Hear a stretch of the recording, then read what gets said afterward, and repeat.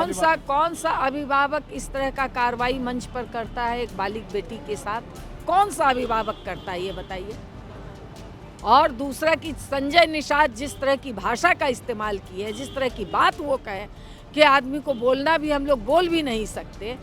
एक जनप्रतिनिधि हो करके जिस तरह से आपके गिरिराज सिंह बोल रहे हैं वो जहन्नुम में जाए। आप जनप्रतिनिधि हैं और इस तरह की भाषा का इस्तेमाल कर रहे हैं। आयुष डॉक्टरों को नियुक्ति पत्र वितरण करने के दौरान बिहार के मुख्यमंत्री नीतीश कुमार ने डॉक्टर नुसरत परवीन का सरेआम हिजाब खींचा। इसकी आलोचना चारों ओर हो रही है। इस मसले को लेकर के बुद्ध स्मृति पार्क पटना में महिला संगठन एपवा ने प्रतिवाद आयोजित किया। इस पूरे मामले पर एपवा की नेत्री और बिहार विधान परिषद के सदस्य शशि यादव से हमने बातचीत की है। आइए सुनते हैं कि उन्होंने इस पूरे मसले पे बोलते हुए क्या कुछ कहा है। आज आप लोगों ने प्रतिवाद मार्च निकाला है, क्या कहना चाहिए? बिल्कुल, ये बहुत ही अपमानजनक कार्रवाई हमारे मुख्यमंत्री जी ने किया है। शायद वो आरएसएस और भाजपा की पूरी तरह से गिरफ्त में हैं और वो ये मैसेज देना चाह रहे हैं पूरे बिहार में कि अब हिंदू मुस्लिम का जो पूरे देश में राजनीति भाजपा कर रही है, उसी राजनीति को करने की कोशिश हमारे मुख्यमंत्री जी कर रहे हैं। तो ये बिहार में चलने नहीं दिया जाएगा। ये हमारी, चाहे वो हिंदू हो, मुस्लिम हो, सिख हो, ईसाई हो, ये एक महिला के अपनी स्वतंत्रता का सीधा सीधी अपमान है।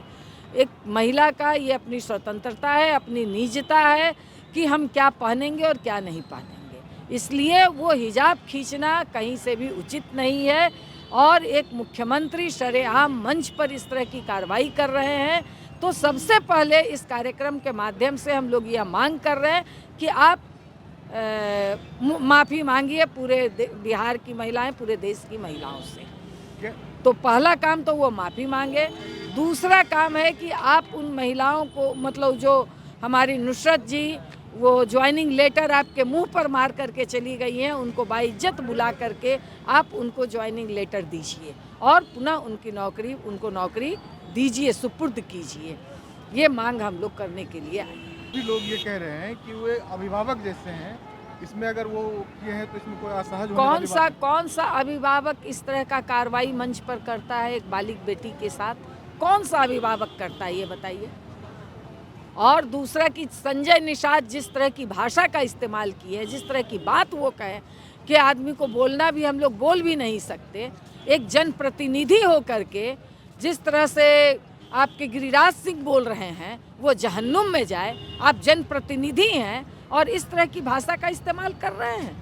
तो इसलिए हम लोग ये कहने के लिए आए हैं कि एक जनप्रतिनिधि को अपनी मर्यादा में रहनी चाहिए। आप जनप्रतिनिधि हैं, किस तरह की भाषा का इस्तेमाल करेंगे, थोड़ा सा दिमाग इस्तेमाल कीजिए। और नहीं तो ऐसे जनप्रतिनिधियों को होश ठिकाना महिलाओं को करना आता है। और मैं इस पर न्यायालय से अपील करूंगी कि आप ऐसे जनप्रतिनिधियों पे स्वतः संज्ञान लीजिए।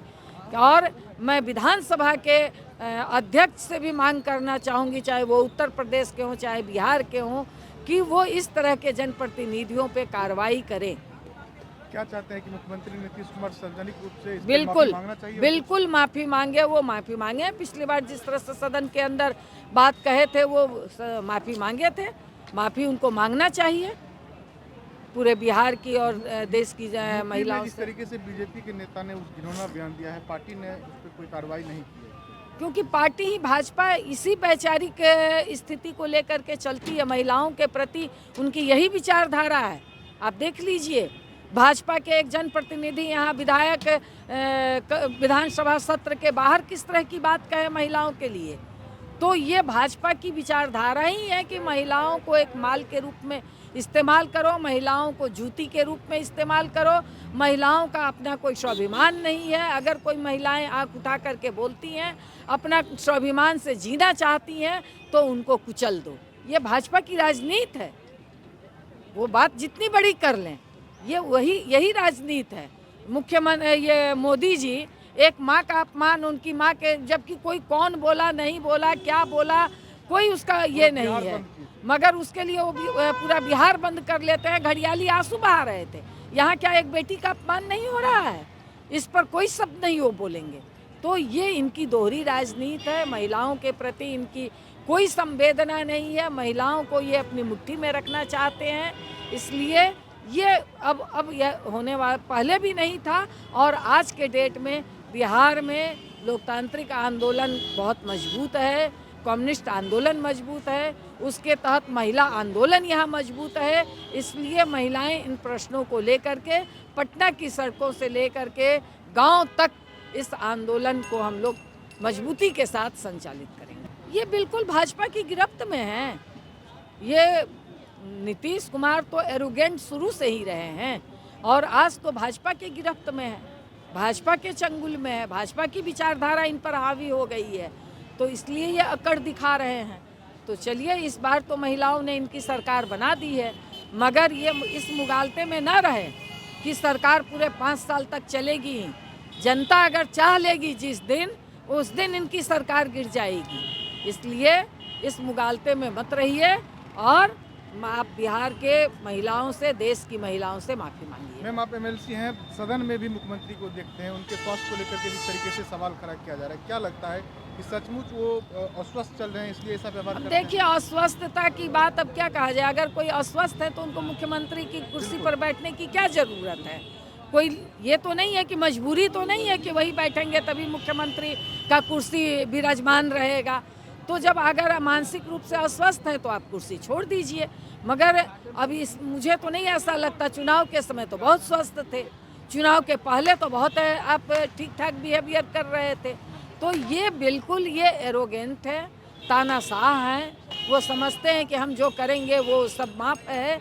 तो ये इस लिहाज से महिलाओं को, वो जितनी महिला सशक्तिकरण की बात करें, मगर वो कहीं से भी नहीं, उनकी विचारधारा नहीं है कि महिलाएं सम्मान के साथ, वो हमेशा नीचा दिखाने की कोशिश करेंगे, वो हमेशा अपमान करने की कोशिश करेंगे। आप देख लीजिए सदन के अंदर, विधान परिषद के अंदर किस तरह से वो महिला जनप्रतिनिधियों से बात करते हैं। तो ये इनके मतलब कि विचारधारा में शामिल है, दिमाग में शामिल है, विचारधारा में शामिल है। ये मानसिक अस्वस्थता का सिर्फ परिचायक नहीं है। इसको कह करके इस गलती को छुपाया नहीं जा सकता, बल्कि दिमाग खराब है आपको गिरिराज सिंह का, दिमाग खराब है संजय निषाद का। ऐसे लोगों को विधानसभा से, ऐसे लोगों को संसद से निकाल बाहर करना चाहिए।